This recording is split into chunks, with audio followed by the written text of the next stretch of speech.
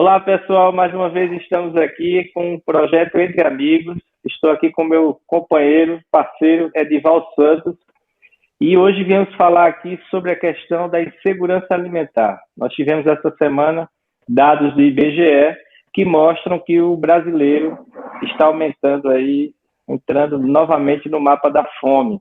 Mas antes da gente começar, não se esqueçam de se inscrever no canal, deixar um joinha para fortalecer aqui o projeto do Entre Amigos. Bom, em 2014, a Organização das Nações Unidas decretou que o Brasil saía do mapa da fome. Então, havia aí uma queda de 84,7% de pessoas que tinham insegurança alimentar. Infelizmente, essa semana, novamente falando, segundo dados do IBGE, 10,3 milhões de pessoas vivem em domicílios com privação severa de alimentos, e ao menos em alguns momentos dos anos de 2017 e 2018. Metade das crianças menores de 5 anos do país viviam em domicílios com algum grau de insegurança alimentar. Menos da metade dos domicílios do Norte e Nordeste tinham acesso pleno e regular aos alimentos. Então, assim, é uma situação muito séria que o Brasil começa a voltar. Lembrando que esses dados refletem aí 2017, 2018. A gente está vivendo um momento de pandemia, então provavelmente, infelizmente, isso vai aumentar. E eu queria começar aqui conversando com o Edival. Edival, por que estamos aí desde 2017 voltando ao mapa da fome? Bom, professor, é uma questão política, né? Não tem como desvincular a fome de uma situação política no nosso país, não só aqui como no mundo, né? A fome tem várias causas. A gente sabe que tem as questões climáticas, mas principalmente hoje esse agronegócio voltado para o mercado externo, né? Tem as questões da renda, tem as questões, vamos dizer, da sociedade em si, essa sociedade moderna, do desenvolvimento da indústria, que não consegue absorver, né, a população, não consegue gerar empregos, e com isso a gente tem aí a questão da fome permeando essas famílias, né? Eu posso fazer aqui um recorte histórico sobre a fome no Brasil, que vem aí desde da colonização, né, daquele modelo de colonização que geralmente extrai a riqueza das colônias, que as colônias se destinam apenas a produzir, né, para a metrópole.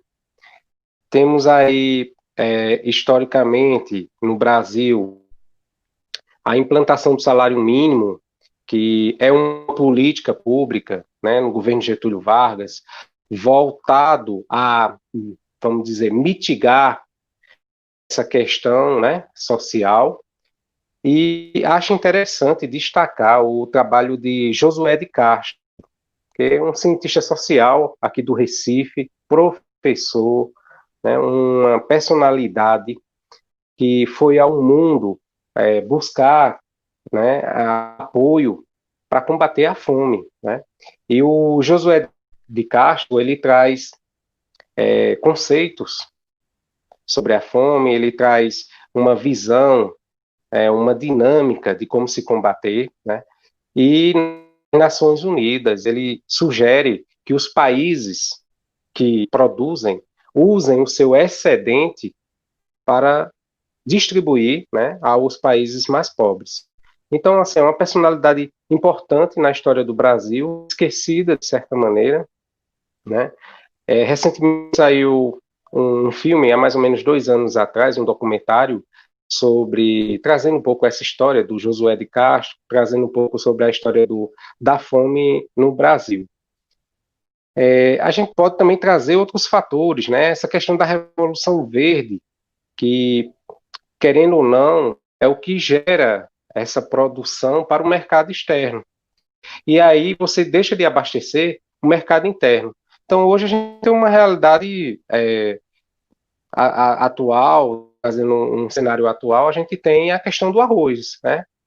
O arroz que foi produzido está sendo, por conta da demanda internacional, está sendo exportado, mas o mercado interno não está sendo abastecido.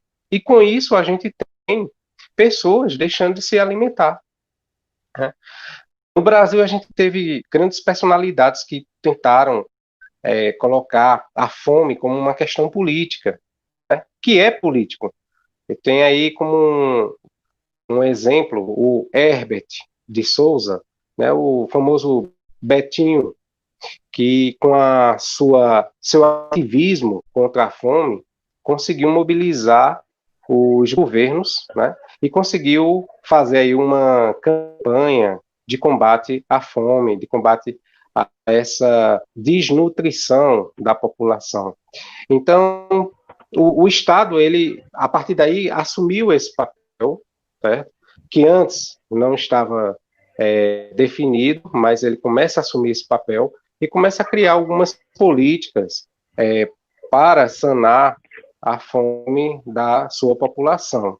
Então, podemos dizer que a partir de 2003 é onde a gente tem, né, baseada aí nessa Constituição de 1988, a gente tem aí a questão do combate à fome. O que é que eu posso trazer como prática? O programa, né, Fome Zero, do governo, na época, foi de suma importância para combater. Saímos do mapa da fome em 2014 justamente por conta desse, vamos dizer assim, desse investimento social. Além da distribuição de renda, houve um grande estímulo, né, às famílias, a agricultura familiar, porque essa agricultura familiar ela tem uma grande importância no Brasil. É ela quem abastece os mercados, é ela quem muitas vezes dá uma alimentação saudável, fornece uma alimentação saudável para as escolas. Então, a política do Estado voltada para combater a fome foi muito importante nesse período, né? Infelizmente, nós estamos chegando aí novamente, né, a um crescimento e talvez voltando, né, a esse mapa da fome, o que é uma vergonha e eu acho que o Brasil vai demorar para sair novamente. Dival, infelizmente a gente está voltando aí no mapa da fome. Tínhamos saído, mas como eu já li anteriormente, a partir de 2017 as coisas estão piorando. E assim, lendo as notícias, eu percebi que o preço das coisas estão aumentando muito. E assim, 30% das pessoas usam carvão para cozinhar, não estão mais conseguindo comprar gás de cozinha. As regiões mais afetadas com a fome é a região Norte, Nordeste e Centro-Oeste. Região Norte com 10%, Nordeste 7% e a Centro-Oeste com 4% de situação grave em relação às pessoas que têm essa insegurança alimentar. Então é muito complicado. Infelizmente, você lembrou bem aí, nós tínhamos ativistas, né, que o saudoso Betinho, né, que ele tinha até uma campanha no Natal Sem Fome, que era bem famoso. E por alguns anos a gente esqueceu, porque nós tínhamos saído do mapa da fome, então essa política pública baseada nisso, ela foi sendo, de certa forma, esquecida. Mas agora, volta à tona, principalmente nesse ano aqui de pandemia, e é como você falou, nós temos hoje uma política baseada na exportação. Então, a gente não tem uma política voltada para o mercado interno. Então, a gente já falou em vídeos aqui sobre o aumento da carne, do arroz, e a renda do trabalhador, cada vez mais, ela vai ficando achatada. Então, vai chegar um momento aí que a situação vai ficar muito difícil, e para algumas pessoas já está difícil. Então, cada vez mais o brasileiro vai ficando num beco sem saída, um país caro para se viver, O Brasil, para vocês terem uma ideia, é o segundo maior produtor de alimentos do mundo, né? Então, é triste você produzir alimentos e as pessoas ter quase 10% da sua população aqui passando fome, né? Precisando aí receber doações para não morrer mesmo de fome. É complicado. Aí eu queria puxar o assunto aqui, Edival. O que é que poderia ser feito para tentar minimizar isso aí? Se bem que já foi feito, é só a gente olhar o passado, a gente vai ver algumas alternativas, iniciativas que foram feitas e que deram certo, né? Já que o Brasil em 2014 saiu oficialmente do mapa da fome e está voltando agora. E aí, o que é que você me diz? Quais seriam as sugestões? Acredito que algumas ações que foram realizadas em governos anteriores, algumas intervenções políticas e econômicas são necessárias. Primeiro, quando a gente fala da agricultura familiar, é necessário se dar a essas famílias, além do crédito, você dá o conhecimento técnico para que elas possam produzir, né? Para que elas tenham, consigam aplicar esse conhecimento nas suas lavouras e assim serem produtores. Essa é uma opção, né?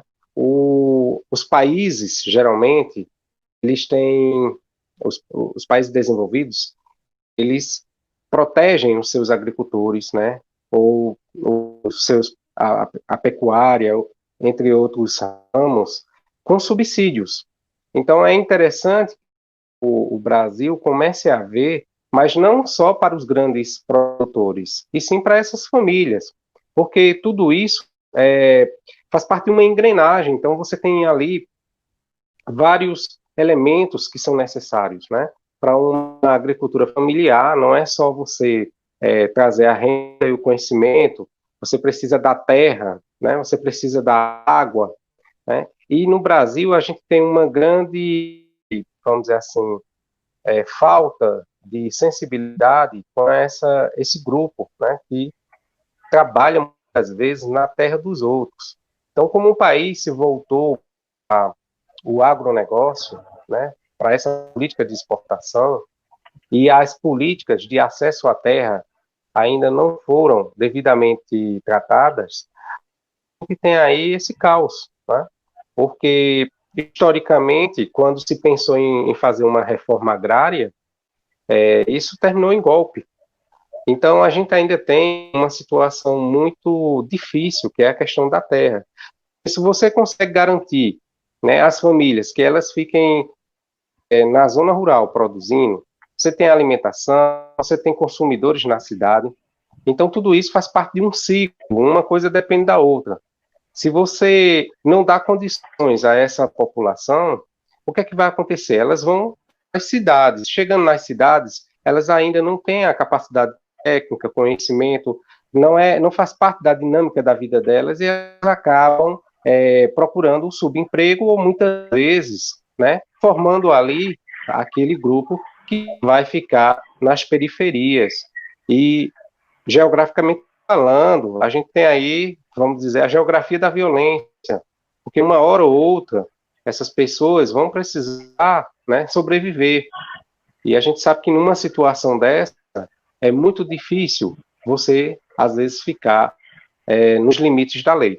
Então, uma consequência muito grande, muito grave, aliás, essa falta de atenção com a agricultura familiar. Deu muito certo em alguns governos anteriores, né? Às vezes a gente sabe que existe aí algumas situações que precisavam melhorar, mas eu acho que é uma das opções para a gente combater aí a fome no Brasil, tá? Existem outras, sim, outras alternativas, existem, mas a gente precisa pensar, quando se fala de fome, na alimentação, naquilo que é produzido. Infelizmente, nós tínhamos uma concentração de renda e também de terras muito grande. Então, eu acredito que o primeiro passo seria a reforma agrária de verdade e investir na agricultura familiar. que a agricultura familiar, como você falou, ela vai trazer o alimento para mais próximo das pessoas e garantir que essas... qual é o problema? Por que as pessoas não querem ficar no campo? Porque não tem condições. Então, o governo precisa dar condições das pessoas permanecerem, né, na zona rural para poderem produzir os alimentos com qualidade e dessa forma baratear mais um pouco para que as pessoas possam adquirir, as pessoas com poder aquisitivo menor. Então, assim, já foram políticas, como você falou, que já foram feitas e que, lógico, que não é um problema que vai resolver de hoje para amanhã, mas só é retomar essas políticas sociais que tudo melhora. E a gente sai do mapa da fome novamente. É isso aí, pessoal. Eu me despeço, agradeço mais uma vez aqui, professor de História, professor Edival, muito obrigado pela sua participação. E vamos ficando por aqui. Até a próxima, pessoal.